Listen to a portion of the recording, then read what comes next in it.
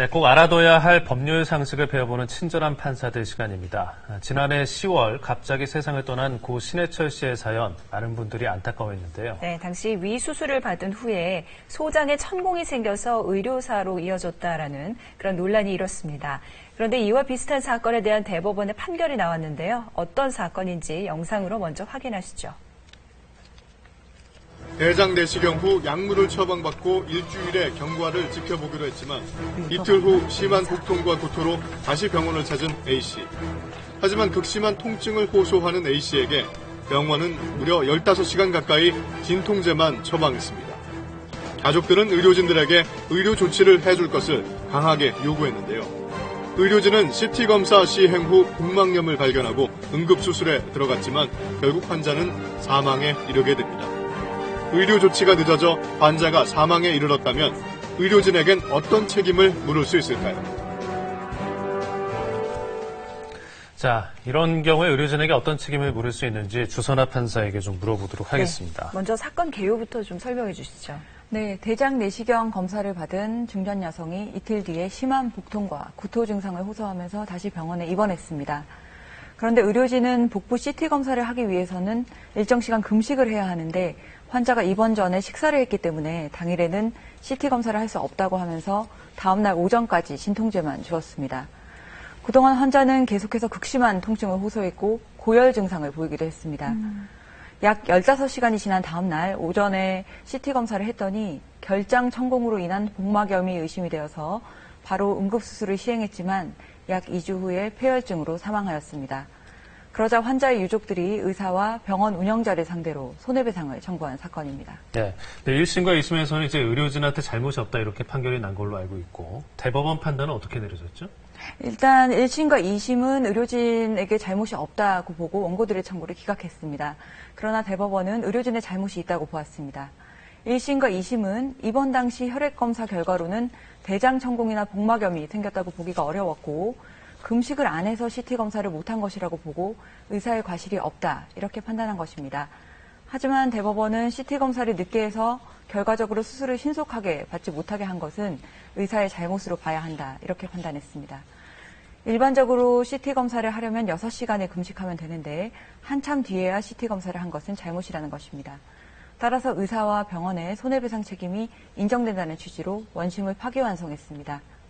그러면 금식 시간 6시간 이후에는 의료 조치가 이뤄졌어야 되는데 6시간 이후에도 진통제만 처방한 건 과실이 있다 이렇게 본 거군요. 네, 그렇습니다. 의사도 사람인 만큼 완전 무결한 진단이나 진료를 요구할 수는 없습니다. 하지만 적어도 의료계에서 일반적으로 이루어지는 수준에 맞춰서 신중하고 정확하게 환자를 진찰해야 하고 그래서 위험한 결과가 생기지 않도록 최선을 다해야 할 의무가 있다. 이것이 대법원 판례의 입장입니다. 이 기준으로 본다면 환자의 복부 CT 검사를 위해서 금식이 필요하다고 하더라도 일반적으로 요구되는 금식 시간이 지났고 마약성 진통제까지 계속 투여하는데도 극심한 통증을 호소하는 상황이라면 진통제만 처방할 것이 아니라 CT 검사 같은 응급검사 등이 필요한지를 검토할 의무가 있습니다. 이 사건에서 CT 검사를 더 빨리 했다면 천공도 더 빨리 발견했을 가능성이 높기 때문에 의료진에게 과실이 있다고 본 것입니다. 네. 그러면 통상적으로 이제 의료 사고로 인정이 돼서 손해배상을 받기 위해서는 어떤 점들을 좀 신경 써야 될까요? 일단 의료 사고로 인한 손해배상 청구 역시 보통 일반적인 손해배상 청구 사건과 마찬가지로 손해 발생 그리고 과실 사이의 인과관계가 인정이 돼야 됩니다. 예. 그리고 구체적인 사안별로 의료 과실 여부를 판단을 해야 합니다. 대법원에서 인정하고 있는 일반적인 내용을 정리하자면 의료사고가 났을 때 이것이 의료진의 잘못 때문에 일어난 것이어서 책임을 물어야 한다.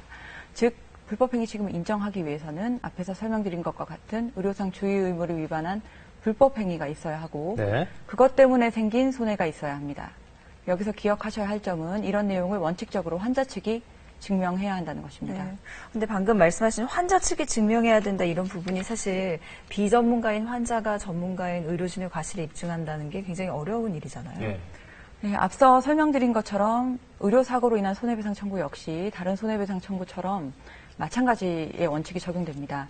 상대방의 고의나 과실로 손해가 생겼다는 점에 대해서 손해배상을 요구하는 원고 측이 증명을 해야 합니다. 다만 의료행위의 경우에는 말씀하신 것처럼 매우 전문적인 분야이기 때문에 환자 측에서 의사의 과실을 구체적으로 주장하고 증명하는 것이 매우 어렵습니다.